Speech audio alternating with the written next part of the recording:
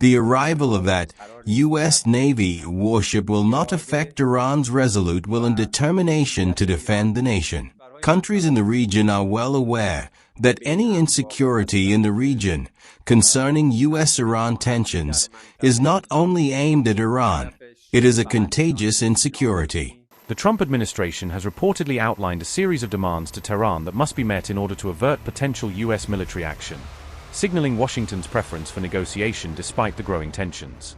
A U.S. State Department spokesperson told Iran International on January 26 that Washington's expectations had been formally conveyed, describing them as prerequisites for any de-escalation. Separately, Axios quoted senior American officials confirming that similar preconditions were under review, forming the basis of an emerging framework for a possible diplomatic agreement. Spokesperson for the U.S. Department of State said, quote, "Iran, the world's leading state sponsor of terror, must stop its nuclear escalations, its ballistic missile program, and its support for its terrorist proxies." For decades, the Iranian regime has willfully neglected the nation's economy, agriculture, water, and electricity to instead squander Iranian people's vast wealth and future on terrorist proxies and nuclear weapons research. Unquote. On the same day, President Trump told Axios that the ongoing standoff with Iran was in flux, remarking that the situation could shift quickly following his order to dispatch what he called a big armada to the region. "They want to make a deal, I know so," Trump asserted, claiming that Iran had privately signaled an interest in talks even as military posturing continued on both sides of the Persian Gulf.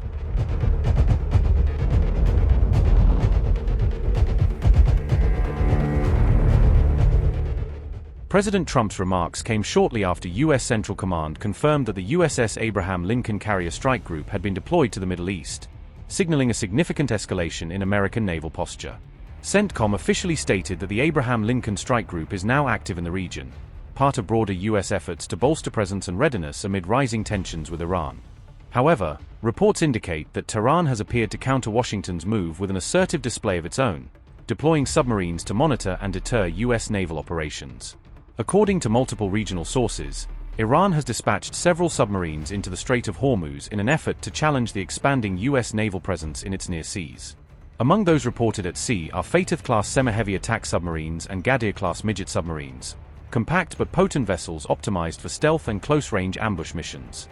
The Strait of Hormuz remains one of the world's most vital shipping choke points, carrying between 20 and 21% of all global seaborne oil, making it a potential flashpoint in any confrontation. Military analysts warn that Tehran may combine its submarine activity with coordinated missile salvos, an integrated sea and land approach designed to overwhelm adversary defenses. As these maneuvers unfolded, Iranian state media released a dramatic simulation video depicting a direct strike on the U.S. aircraft carrier USS Abraham Lincoln, further inflaming tensions. The clip opens with close-up, drone-style imagery of a large carrier sailing at sea, setting up a visual narrative rooted in real-world references to the Lincoln's deployment location. Overlay graphics then identify the ship as the USS Abraham Lincoln, directly mirroring its current position near the Persian Gulf as reported by international media outlets. Moments later, a Fateh hypersonic missile is shown being launched from deep inside Iranian territory, streaking toward the simulated target in a carefully staged cinematic strike sequence. Upon impact, the carrier is portrayed splitting cleanly in two along its midsection, dramatizing a complete kill shot representative of Iran's claimed strike capability. Secondary explosions ripple across the flight deck, with animated aircraft, fuel tanks, and support equipment erupting in flames, a visual meant to emphasize destruction and symbolic dominance. Observers note that the Iranian Navy has for years conducted intensive drills simulating assaults on large NATO and US naval platforms, particularly aircraft carriers and amphibious ships. In a parallel act of symbolism, Iran unveiled a large mural in Tehran depicting the destruction of an American carrier painted in the colors of the US flag, a provocative image of defiance. Meanwhile, the Iranian Foreign Ministry issued a stern warning to US Arab allies, cautioning regional states not to support American carrier operations and hinting at serious consequences if hostilities expand. The arrival of that U.S. Navy warship will not affect Iran's resolute will and determination to defend the nation. We possess both this will and the full capability to defend Iran, relying on our people and the experience gained over decades. Deployment of forces to our region and the issuing of threats contravene all principles of international law. Unfortunately, we know the American side disregards these principles, which are designed to protect the entire international community and regional security. If these principles are violated, the ensuing insecurity will undoubtedly impact everyone. The fact that an official at this level admits to committing a crime against humanity because the U.S. sanctions against the Iranian people, based on any standard you consider, constitute a crime against humanity due to the blatant violation of the rights of Iranian citizens. These are documents that will certainly be gathered. These are testimonies, signs, evidence to prove both America's animosity towards every Iranian and also documents that will be used in any competent court to hold American parties accountable.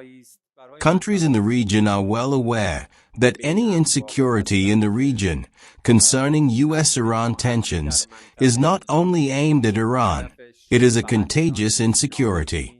This is why there is a common concern among countries in the region, and fundamentally, any country that respects peace, international security, and international law must definitely take a clear position against the threats posed by the United States against other countries.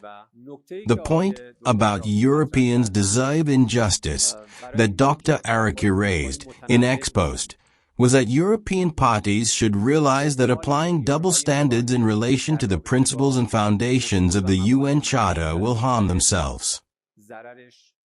They may be able to secure interest for a while through these double standards, but ultimately, the consequences of their actions will affect them. As it happened, their silence regarding many issues that occurred in our region in Iran, including nuclear-related discussions, has, in a way, led to the accumulation of law-breaking.